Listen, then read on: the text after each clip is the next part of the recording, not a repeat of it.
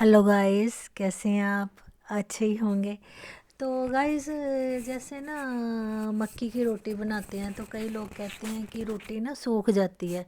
तो गाइस, जैसे हम मल्टीग्रेन्स आटे की भी रोटी बनाते हैं तो वो भी कहते हैं कि सूख जाती है। जैसे एक बार मैंने शुगर का आटा भी डाला था, उसमें मैंने डाली थी मूंगी, काले छोले, छोलियां दी दाल, मूंगी साबत दाल, कंगनी और बाबे नानक का कोदरा और कनक और मक्की। ये मैंने आटा बनाया था। तो लोग बाज़ारों से भी मिल जाता है, मेरे पास तो आटा चक्की है तो मैंने उसमें बनाया था, है ना।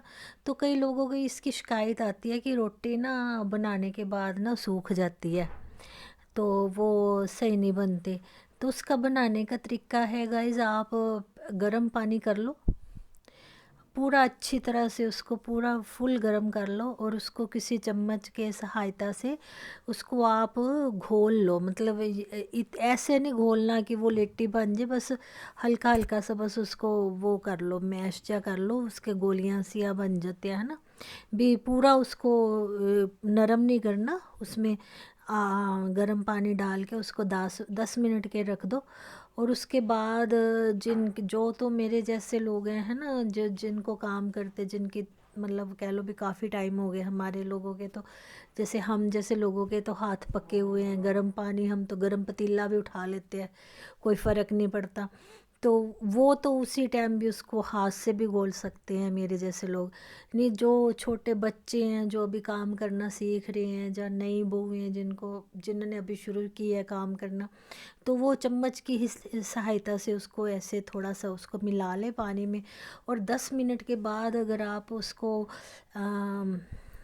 अच्छी तरह से जैसे हम आटा गूंदते हैं तो उसको गूंद लो और आराम से आप रोटी बनाते रहो, तो आपकी रोटी ना सूखेगी। और बड़ी अच्छी नरम रोटी बनती है उसमें उसकी। तो कई लोग करते हैं कि मक्की की रोटी में गेहूं का आटा मिला लेते हैं, मगर गाइज गेहूं का आटा मिलाने का कोई नुकसान तो नहीं है।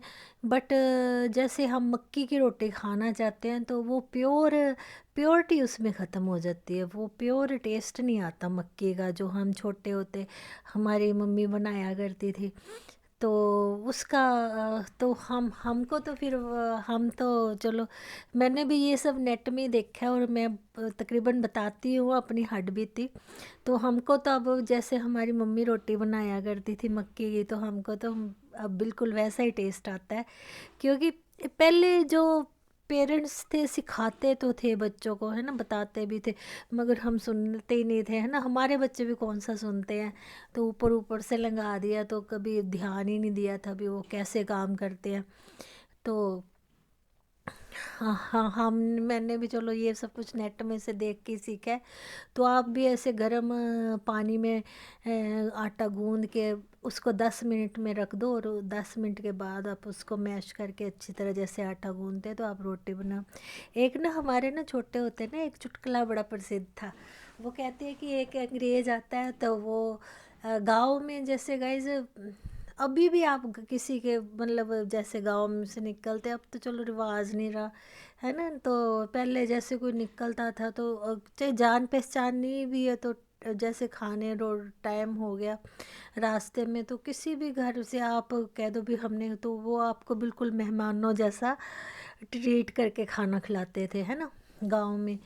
तो हम तो कहते हैं कि एक अंग्रेज आता है किसी गांव में, तो वो कहता है कि मैंने खाना खाना है, तो उसको मक्की की रोटी पर ना साग रख के देते हैं। तो वो साग साग खा लेता है और कहता है आपकी प्लेट दीवार के पास पड़ी है। मतलब वो मक्की की रोटी पहले इतनी बड़ी बड़ी और इतनी मोटी नहीं, ज़्यादा मोटी तो नहीं, खैर इतनी मोटी है ना, और इतनी गोल सारी इतनी बड़ी सारी रोटी बनाया करते थे, है ना। तो अब तो वो तो ज़माना रहा नहीं, है ना। तो मगर फिर भी चलो हमने वो सीखा ही नहीं। बट अब अगर आप ऐसे रोटी बनाएंगे तो देखना आप बना के। अच्छा, कई हमारे पहचान के कि जैसे कोई कैटरिंग वाला हो, है ना, तो वो कहते कि हम तो गेहूं का आटा मिलाते हैं जैसे मैरिज वगैरह में, तो आराम से रोटी बनाते रहते हैं। तो गाइस जो प्रोफेशनल लोग हैं ना, जिनका काम ही है खाना बनाना, तो उन लोगों को भी इस बात का नहीं पता। तो वो भी इस अगर कोई हो मेरा मतलब मेरी वीडियो देख के जिसका ये काम हो, तो वो भी इस ट्रिक को आजमा कर देखे कि गर्म पानी में उसको मैश करके आप बना के देखें, तो फिर देखिए आपकी रोटी कितनी नरम और अच्छी पकेगी। Okay guys, thank you.